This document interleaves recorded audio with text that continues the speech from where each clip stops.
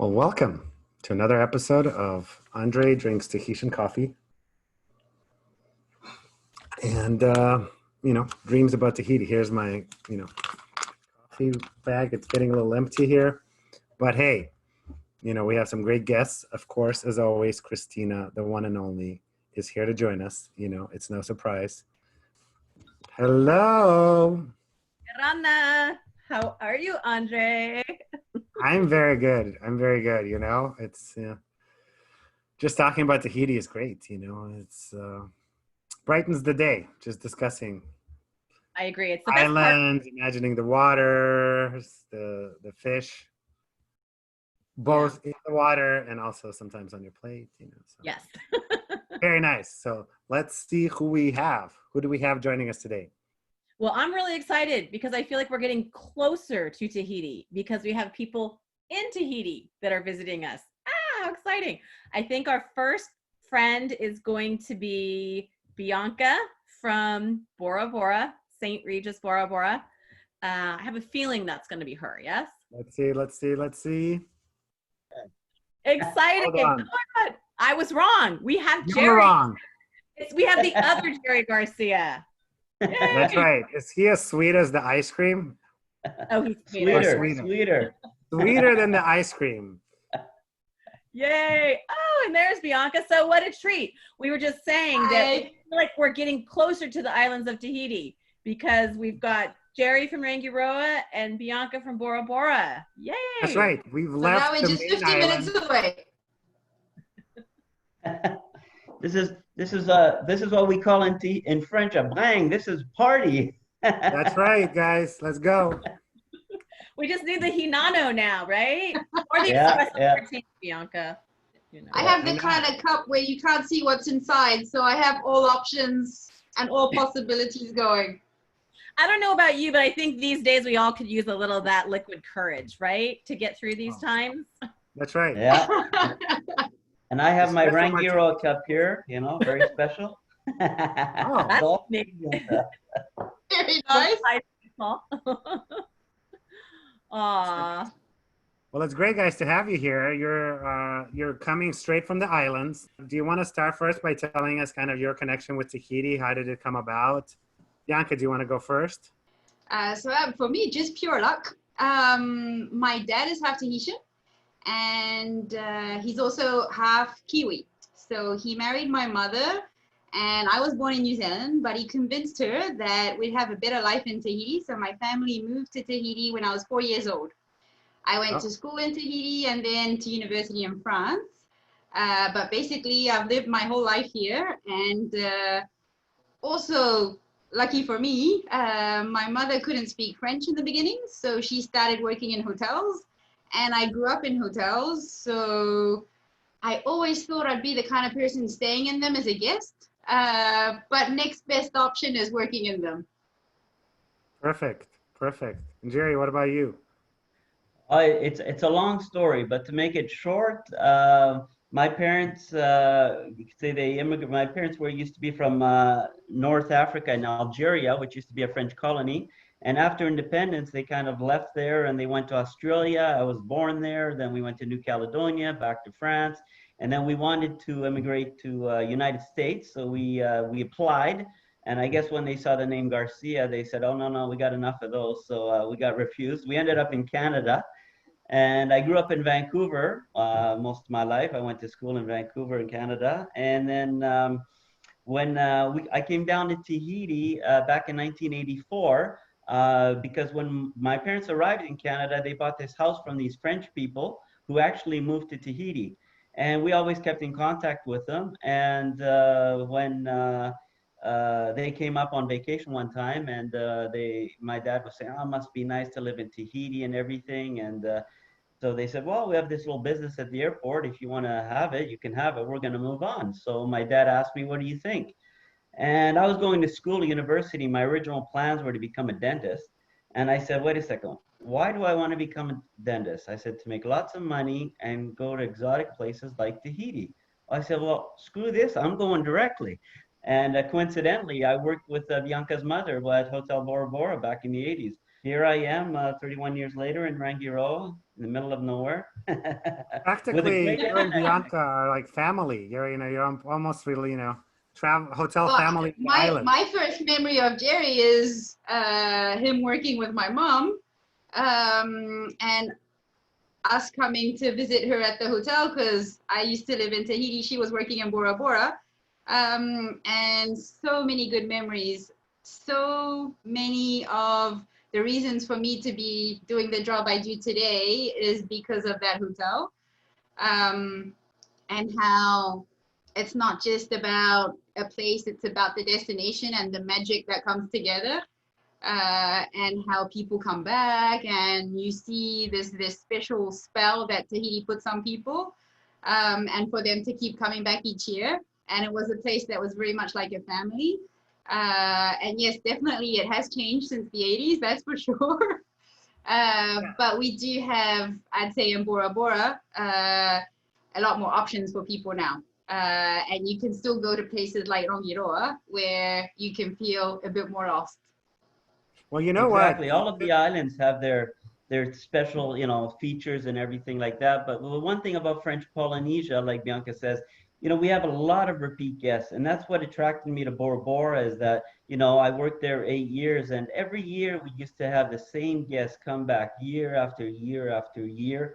And even now in Rangiroa, 30 years later, some of the guests I met in Bora Bora are coming here, and we've become like family. I've been invited to and back in the 80s, I mean, Bora Bora wasn't very well known that as it is now. And it used to be a celebrity hideout.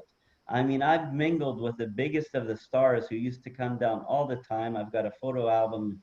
Christina, I think you've seen all the photos and everything. All the big stars, Cher, Danny DeVito, Dustin Hoffman, you name them. I mean, I've met so many of them. They used to come down to Bora Bora because it was their kind of like their where they could get a lot of privacy kind of thing. Yeah, French Polynesia is very special.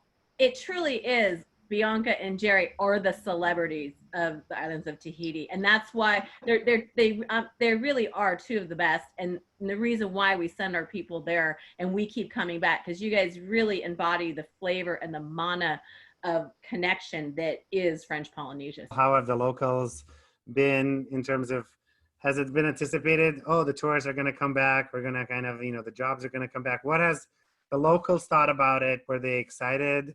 Were they apprehensive? Like, what was the feel and how is the feeling now?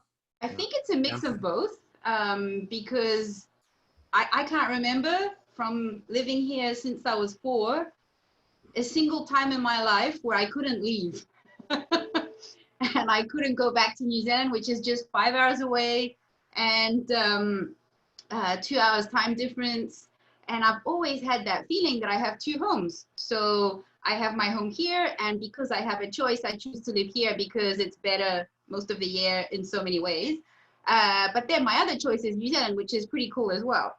And at the moment, New Zealand has closed its borders, and we had closed ours at that point too. And it just felt so isolating to be here at some stage, to be thinking, I can't go back to New Zealand if I want to for a couple of days. And at the same time, it was a very interesting time because we were doing a lot of stuff at the hotel that we never had the opportunity to do. So we had lots of interesting projects. And you get to that point, this is our life, it's our job, and we cannot continue what we're doing if we don't have people that come and visit. And of course, when we were doing all the meetings to set in place the sanitary precautions, what should we do, what works in our hotel, what are the guidelines that we have to put in place, and how are we going to make them work in our environment, we did have moments where we're like, wow, this is actually a lot. We really have to rethink the whole service protocols from A to Z, how we interact with people. And our biggest apprehension was service is about personal interaction. People come here because they want a 5-star overwater villa, they want room service, they want a branded spa and all that kind of stuff. And so they're thinking, I want to go to Bora Bora. I have the budget for a hotel like St. Regis. So all those things are expectations that we have to provide. But what makes the whole experience is what comes from the heart. And our biggest apprehension when we were talking about is how do we continue to create those relationships that are based on people seeing your face and sort of the way that you come into people's personal space as well. So I'd say our apprehension was about how do we continue doing our job and welcoming people with open arms when we have to put in this distance. So I think that for us, obviously, we know we have to be careful, and it's a new way of life that we all have to learn to be a part of. And if French Polynesia wants to continue to be a part of the world, we do have to continue to interact with other countries. So I'd say our biggest apprehension was just sort of like, how do we continue to do 5-star service from a French Polynesian perspective where welcome is so important and smiling and just having that lack of barrier, that was our biggest thing. And it's turned out pretty good. We're pretty happy with results so far. Awesome. What about you, Jerry? Yeah, that's Bianca- exactly right. Also when we closed down in March, the country shut its borders, and humans adapt. I mean, we adapt to whatever circumstance, and when we shut down, I thought, oh my God, this is okay. We're gonna be taking a break here. Who knows how long this is gonna be going on? And I was very worried at first, and then after I said, okay, just go with the flow and see what happens. And actually, there was a very positive side to this. I'm 57 years old. I'm thinking, oh, retirement's around the corner, everything. And I'm a workaholic. I come to the office. I have 7 days a week. I mean, okay, I take the weekends off, but I'm still come by the office several times a day. And I love to go mingle with the guests. It's really interesting to meet, like I said, whether it's just a honeymoon couple or celebrities or very wealthy businessmen or whatever. I just love to talking to people. And when we shut down, I thought, oh, this is great. This is going to be, so I kind of got a taste of early retirement for 4 months, and, but actually I hated it. I realized, I said, I don't like this at all. And so I was really happy to reopen, and our staff was too, because they thought, okay, this is going to be kind of like a break for a while. But they were so eager to get back to work. And as soon as the first guest came back to the hotel, and it was just like, oh, this is great. And yeah, we have to adapt. All the staff wear masks, and we try to respect social distancing and everything, and we adapt. But it's great to be back in business, and everybody is happy to see the guests again. I'm curious, when you guys, when guests arrive, do they still do the lays and the shells upon departure? Okay. Yeah, we still do the lays. First thing they do is when they arrive, we disinfect their hands and everything, and then we say, okay, now that's about it. We'll leave you alone. And we just we suggest wearing masks and things like that, and it's up to them if they want to or they don't. But for the staff, they have to. And we're constantly cleaning the furniture, the menus, just reinforcing all the sanitary conditions and things like that, and making sure everything's clean. And that's great. Yeah. Bianca, are you guys doing the lays and the shells upon arrival and departures? We are, but we're obviously giving guests the options to refuse. Okay. When you arrive at the airport in Bora Bora, we give you a little pouch that has masks and hand sanitizer, little things like that we then ask you to use before getting on board. So that way all of our guests arriving at the hotel have masks on, and we do ask them to wear them in all public areas of the hotel. All staff is wearing masks at all time, and we've definitely got clean hands now. But overall, it's going very well. Other small things that actually make a big difference in how we provide the service is we have complimentary bicycles at the hotel. So we are now providing the bicycles with a room number attached to it, so that you have the same bicycle during your whole stay. We also have sanitizer that has been added in front of every entrance to every villa so that guests and staff alike can use it if they go into the room. And then we have sort of like a sanitary surface spray that we're providing to all guests and that they can have replenished at any time. Like everybody else, we're also sanitizing every square meter of everything several times a day. And we've added plexiglass at reception on our club cars between the driver and the passengers. At the same time, you don't have to wear masks at the beach, at the pool. If you're walking by yourself throughout the resort, we're not going to be running after you to say, hey, hey, wear your mask. But we do ask that the mask be worn at reception, in the restaurants, any place that is more enclosed. And you know, you brought up a good point about the staff and how it really is such a family there at your locations. Do you feel like the staff has kind of come together more? Or, I mean, because I know my husband works in a restaurant and it can be a little bit nervous at first how we're going to re-enter, how we're going to reopen. What kind of are the good and bad things that you found about your dynamic with that? I think definitely the enforced nature of the closure. It really puts things into perspective of how important tourism is to our destination. Just like Jerry was saying, there's nothing like telling you you can't go to work to all of a sudden say, hey, I do want to go. So that's actually been a great positive. And it does bring the team closer to each other as well. Because obviously my day job is checking emails and answering phone calls, and every once in a while I get a lovely visit from someone like you so that I can get out in the hotel a bit.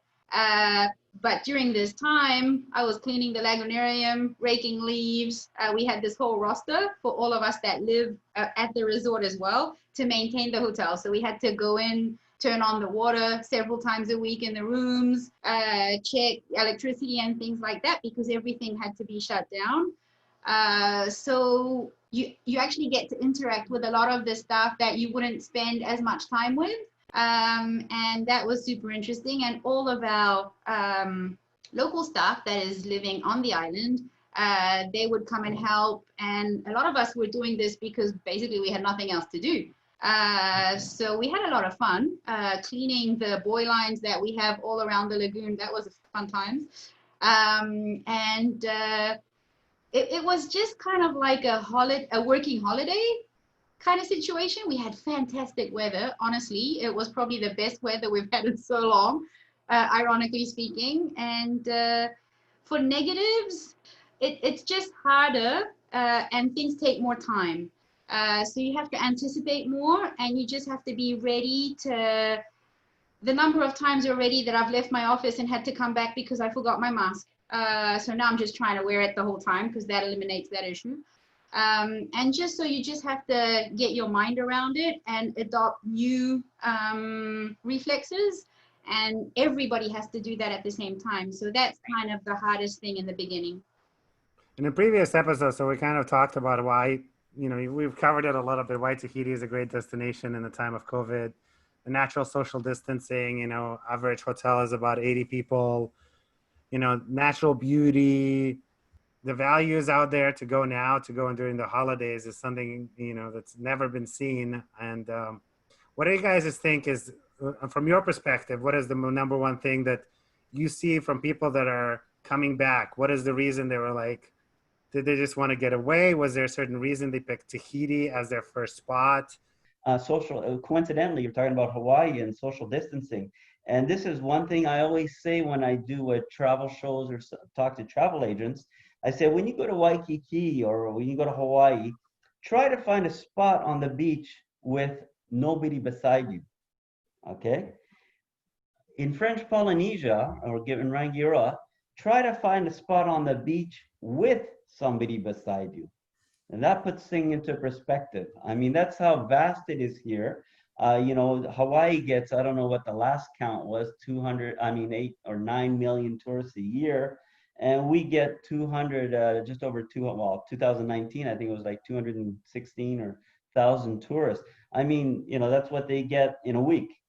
So I mean, French Polynesia, it's still very, it's like I say, it's Hawaii or 50 years ago. It's still very authentic, and you do have the luxury, and you do get the it's more personal, you know, and I think that's what a lot of people do come back every year, is because they experience something that they've never experienced elsewhere. And like you were saying, Christina, we are a big family down here.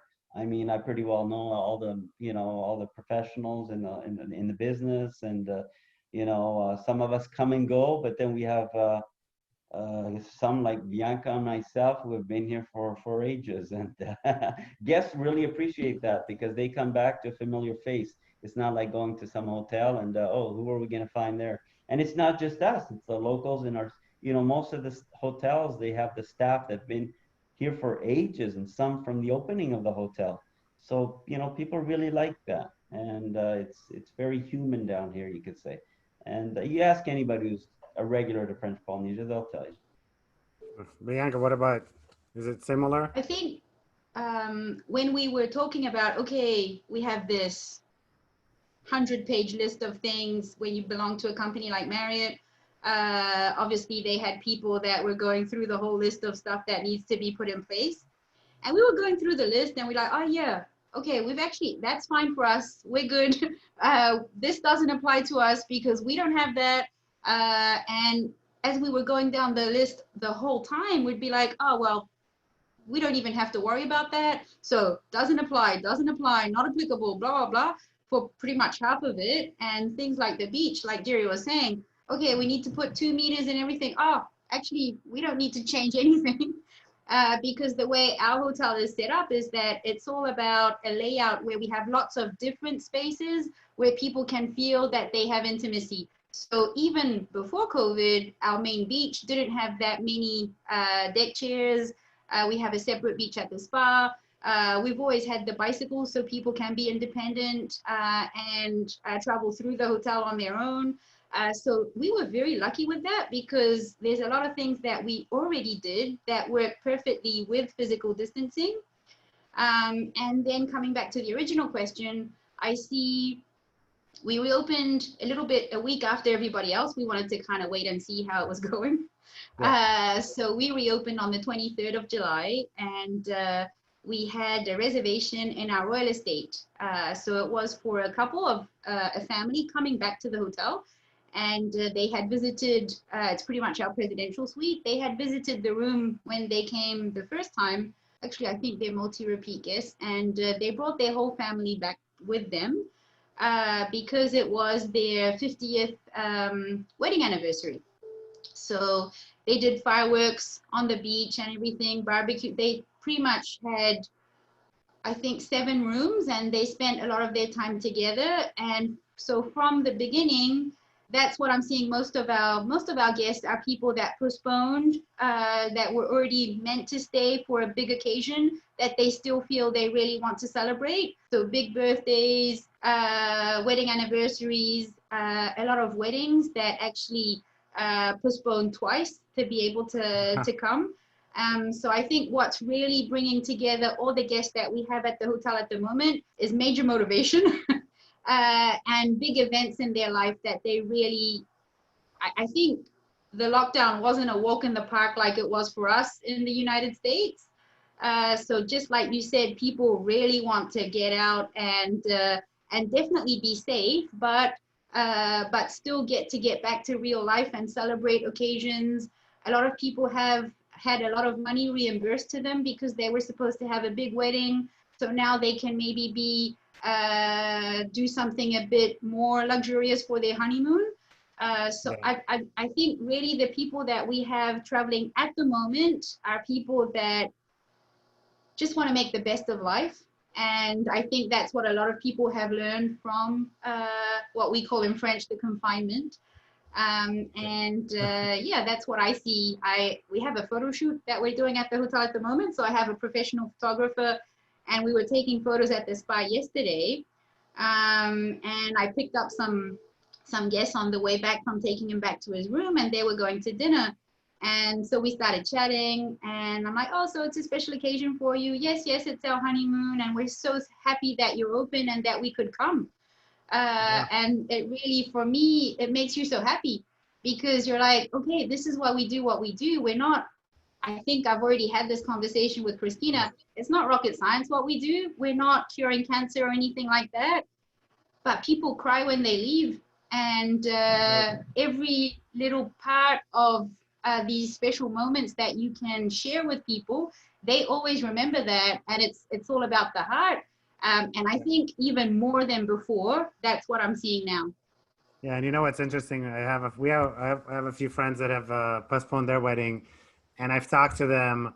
I don't know, twice is a lot. So but I know that a lot of people that have postponed their wedding because of COVID, being together with their partner or fiance during COVID, they're like, we feel like we've been married for like 7 years now because of this. We can't we have to isolate together. Like, we've already skipped ahead. We can celebrate the 7-year itch by the end of COVID is done. And Christina, I know you've sent a few people now, and from the people that have already gone, did you have to tell them the 5 reasons? Did you have to like calm them? What was there? Did they have apprehensions about leaving or anything like that? I mean, quite frankly, the biggest conversation was where to get that COVID test and how we're going to get it back in time. I have to say, and for a good, I love what you were saying, Bianca, because I feel like a lot of the things maybe in the years past weren't necessarily readily recognizable as positives, are now, like, they weren't key selling points of French Polynesia before. Now it's like at the front, the social distancing, all the remoteness, all the secludedness, all of that is that you're going to be private. And even though you can do as many activities as you want, there are activities out there. I feel like a lot of the people, they almost knew that they wanted to go. So it was just a matter of, I mean, this is the harder part, Andre. You and I do this all day long, is trying to source those. Our jobs have kind of expanded a little bit. Before, I used to joke about, we have to figure out the exact bungalow to get you in, the exact part of the lagoon. Now it's like, okay, who's going to get your COVID test turned around in time? And we can't guarantee any of that stuff, So, I mean, I think that, is it the right one? Will the airline accept it today? Maybe they won't accept it tomorrow.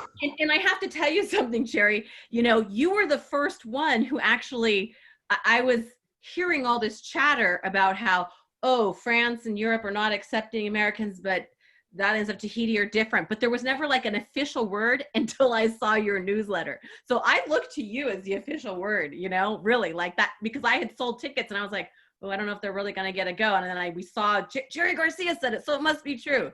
So keep those newsletters. And another thing, we're talking about jet. I think it was the day before yesterday, there were 10 private jets in Tahiti. Now that's big for Tahiti. So, Yes. the rich and famous are looking to get away.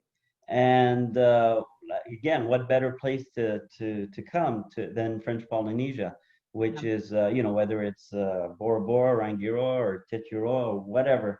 There's a lot of very wealthy people who want to, who usually go to Europe or whatever, and they can't or whatever. So they're coming down here, and there have never been as many private jets in Tahiti as since this year.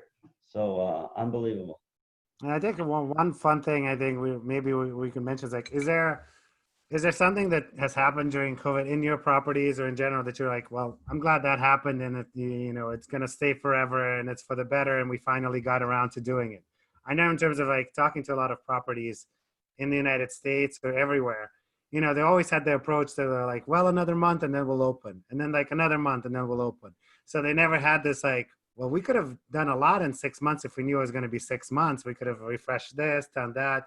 Yeah. But a lot of them also say that some of the cleaning procedures, some of this procedures, they're like, it's staying forever. COVID, no COVID, like this is easier, And so have you come across any things like that you're just like, well, kind of like the positive things about, going through this, you'll come out and you're like, this will be better. I'm really glad that we, implemented this. Like, do you have anything to share? Well, like you said, hygiene. I mean, cleanliness and hygiene. I mean, it's been so reinforced that it's becoming second nature now. So I think people are just used to it, and and who knows how long this is going to be around us, this COVID stuff. But all the lessons we've learned with hygiene and the importance of cleaning our hands and sanitizing and everything. That's like you say. I think that's had an impact on us. So I think that's here to stay for a while too. Yeah.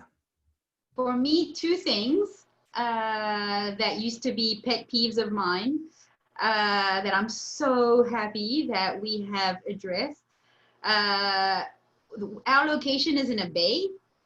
And so the way that the current and the lagoon moves, it means our beach is always moving, and it goes and it comes back. And because of how we've always trying to sort of bring it back, it had lots of coral that had started to aggregate on it. So it was kind of becoming a situation where we actually had created and cleared little pathways to get past the coral that we had at the on the beachfront to get out into the water. And so one of the big projects that everybody was fighting to not be on the list for that was that we actually humanly went to pick out all the rocks and took them all out and completely redid our beach, and it's looking amazing. And then the other thing is most of our accommodations are over water. And the way that our resort was built is that the structure of we have at least sort of 16 stilts under each overwater. And there's the internal structure that is sound, but we had a sort of like decorative outer covering on each of the stilts that was starting to come apart. So you could see cracks in it. So people would always be like, is that safe? And we'd be like, yeah, it's not, don't worry. The inside is perfectly fine. It's just the covering outside, but it always makes you look like a bit of an idiot. And so it's actually very noisy. You have to come in with like these machines that break the outer shell. And you have to have a special machine to do that. There's only one company in French Polynesia that does it. So they're always in high demand. And anyway, we managed to do that and recover with a different covering that, fingers crossed, will not have the same wear and tear. And so now we no longer have all the cracks on the stilts. So for me, those are the two best things that happened. The big misconceptions about Tahiti sometimes is that they're like, I can't afford it, or honeymoons only. But Jerry mentions that people come back all the time. Now, like, what do you say to people like that? That say, oh, it's I can go to Mexico a couple of times before I can afford to go to Tahiti. Christina, do you want to start and address it? You're in Tahiti now. You're visually, because like the people are like honeymoon only, or well, when Jerry was talking earlier about mingling with the stars, I was thinking about the stars in the sky, because you will never going to see the stars in the sky the way you see them in Rangiroa and Bora Bora. Really, like there's just a stunning view, and it must be because they don't have high rises. The overwater bungalows or any dwellings are private on their own or out on the lagoon. They're not high rises, and there's no competition. So the sky is just magnificent. The beauty is just magnificent. There's just no comparison. I just asked Jerry, do you have a picture with Christina in the Rolodex too? Because she's like, she's a superstar also. Or is there a special place where it's you and Christina, together? With her husband too. Oh, there we go. I know. You should have been here earlier. He had a show. Yeah, no, it's true what Christina's saying, because also there's it's not as bright here as it would be in San Francisco or Los Angeles. We don't have the high rises, and the stars, when you go out, especially here at the hotel, even if you're at the bar and you're looking up at the stars, it's unbelievable. But if you just take a walk 100 yards out near the reef and you look where there are no lights, and then you look at the stars and you see the Milky Way, you see the Southern Cross, and you think, oh my God, this is unbelievable. And it's true. It really is a beautiful sight. I mean, we're lucky to live down here. I know, Bianca, that's why we've been here for so long. We don't want to move. And when like you do, French Polynesia, it's a little far. It's 8 hours from Los Angeles. it's a little bit more expensive than some places, depending, you know, of course, you can stay in a 5-star hotel at the St. Regis, you can stay at a 4-star like us, or if you adjust every, you know, there are 3 stars, there are 2 stars, so it depends. It's for every budget, you know, but the experience down here, the human contact, the service. I always say the service is not as professional. It's like I always tell my staff in the restaurant. I say, you know, I'm not going to yell at you if you don't serve from the right and you clear and whatever. I said, but just serve with a smile. I said that's what most people are looking for when they're coming down here. They just want to be happy, enjoy, and have a good time. And like Bianca said, many people leave here crying. I mean, when's the last time you cried leaving a hotel in San Francisco? You know, I mean, it's Well, not because usually. I had to pay the parking bill, that's why. That's it. That's it. Yeah. Different type of crying, though. For sure. What about you? Do you have? What I can add to that is obviously it's hard for me because we're not a cheap hotel. I mean, so St. Regis is one of the most expensive for the whole destination. And even before COVID, we really have a wide range of type of guests. So we have people maxing out their credit cards because it's a once in a lifetime and they think it's worth it and they're going to pay it back after. Those people will spend a lot of time in their room. They'll have breakfast. They'll get the half board rate and stuff like that. And they may not do activities private, but they'll still go snorkeling. They'll do the shark and ray. They'll buy a pearl and all that kind of stuff, and they'll go home and they'll be happy. And then you have on the other side of that people for who money is no object, and look at things in a different way. But what I have seen in the past couple of years is that, first of all, you can now, we've always had people saying they completely get the value of a $1,000 a night hotel, but the air component just makes it too much overall. And I think that's something between all the offers that hotels are doing and the offers that air is doing is going to make us a lot more attractive to a lot more people when you add in all the safety component and all that kind of stuff as well. And then there's also more options with air now where you'll have more low cost. There's also a couple of 3-star hotels that have opened or reopened in Bora Bora.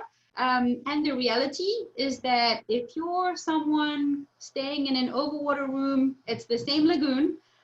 You'll have maybe a different version of the Otemanu Mountain depending on where you're located on the island.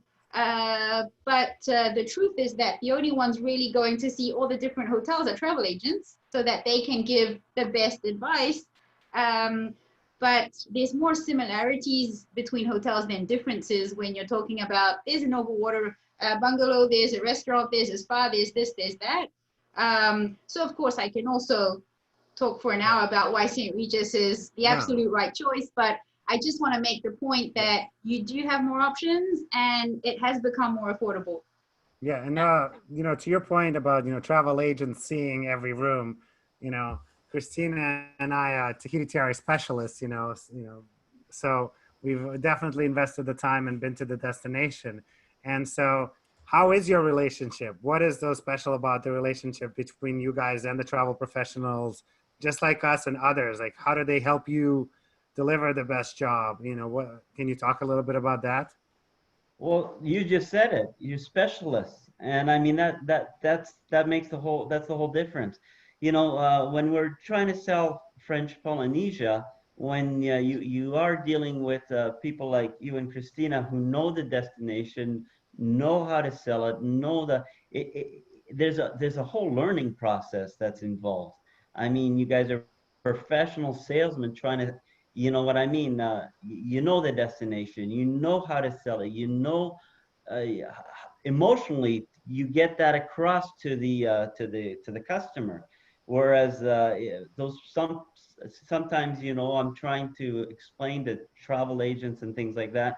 why to come to French Polynesia, you know, things like that. But when you're talking to professionals like yourself who already know, it's like this is a done deal. It's, you see what I mean? It's night and day. You see what I mean? And you guys make it so much more. I mean, you know, yesterday I received an email from Christina. She's got guests here at the hotel right now. Just another couple just left yesterday, I believe, and they're just raving about the place. And you know, that's so important to me to have. You know, I would say that 90% of the business comes from you guys because you know the destination, you're sold with the destination, and that makes our job so much easier because they come here and they know what to expect, and they just love it. Whereas we don't have to go through all this teaching process and everything. So you guys are pros. Thank you. I know. I mean, I agree. We can't do it without you. I automatically, most of my work is done by email, and straight away from the first paragraph, you can tell if the agent has been to the destination and or hasn't, is a specialist or isn't. And for a destination like ours, the advantage compared to the competition for you that are not specialists is actually a huge difference. Because there's so many things that you only really get once you come here that you're trying to explain to people. And we have these recurring questions all the time. Okay, so which gate or which terminal do I go to at the airport? Yeah. And you're trying to tell them, don't worry about it. But they're like, no, no, no. You need to explain to me physically, when I get off the plane, how am I going to get from to your boat? I'm like, well, please don't worry. But these things you can straight away tell if the agent has been to the destination and knows what they're talking about from experience, and it changes everything. Awesome. For our hotel, there's also quite specific little things that you only know if you've been. Sort of what views to recommend because of the shape and layout of the hotel. It's actually a bit complicated and you can tell people that know the property. But it's also exactly like Jerry was saying. Currently, thank goodness, Christina, I've told her, is she filling the United plane? Because luckily she puts the name of her clients in every subject line, because at least then I can figure out, okay, who are we talking about now? Because there's so many different ones. But that's the thing, when you have people that are passionate, they do all the work for you. So from the beginning, and all the correspondence we had with Christina, but also other agents that love Tahiti so much, is that they have worked so hard for the past few months to convince people to postpone, to get them to rebook, and to convince other people to book. And all that stuff we can't do ourselves, because first of all, we couldn't get out of here. So that was a problem. But I think it's so important with the distance geographically that we have to have people that the customer can trust. And then we do the same job. We make promises that other people keep. So there has to be the trust between us and you, that we will keep your promises and you will keep sending us more people. Yes, awesome. And you know, you bring a good point. So like the last question is, we talk about traveling, and if we're ready to travel ourselves, you know, kind of, because especially, you know, in the United States, it's a very personal thing. Who's in your bubble, and assuming, you know, your job can be done somewhere else. So let's just assume that for the time being. You can't be like, Andre, we're open, I could never leave. But assuming if you could, like, so personally, again, from my perspective, I'm still going to go to Sonoma for a couple of days. I think me and Christina are going to get together and explore Napa Valley recently, because in a couple of days, because we want to kind of see what the new procedures are in the hotels around in our area. And then once in a while I start, you know, I hear about new properties opening up in Tahiti, and I'm like, come September, October, who knows? Let's hope for the best. We may just get onto that Air Tahiti Nui flight or United flight and come see you guys in person. So that's where I'm at, you know, depending on, you know, where if I have to take care of my parents or not. But maybe I'll just, give them to my sister to take care of for a few months. Or a few weeks, a few months is no. Andre, I think Virtuoso Week has inspired you that you're ready to travel because that wasn't I you last. mean, you listen to so many people, it's just like, Yeah. what? Yes, why not? Yeah. Christina, what about you? Or has anything changed? I know you have your Italy trip. The Italy trip. We know that. Italy in May is my goal. Italy in May is my goal. But you know what? I think you're right. Every day that you see good stories and you hear more inspiring people traveling, it's getting closer. I'm getting closer. And seeing you guys, let's go. I mean, United's rates are really good. Air TD Nui's rates are really good. Yeah. And Bianca, I love your dinners included special. I mean, you guys are all, the value is really there, I mean, it's really it's a good time to go. It's a good time to think about going for sure. Bianca, what about you? Any plans? I can't imagine not going to New Zealand. My sister's pregnant, so she'll be giving birth end of November, beginning of December. And so I've pretty much committed to Christmas in New Zealand.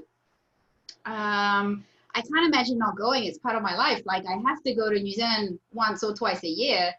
And then I have I want to do Antarctica. I still haven't been to Africa.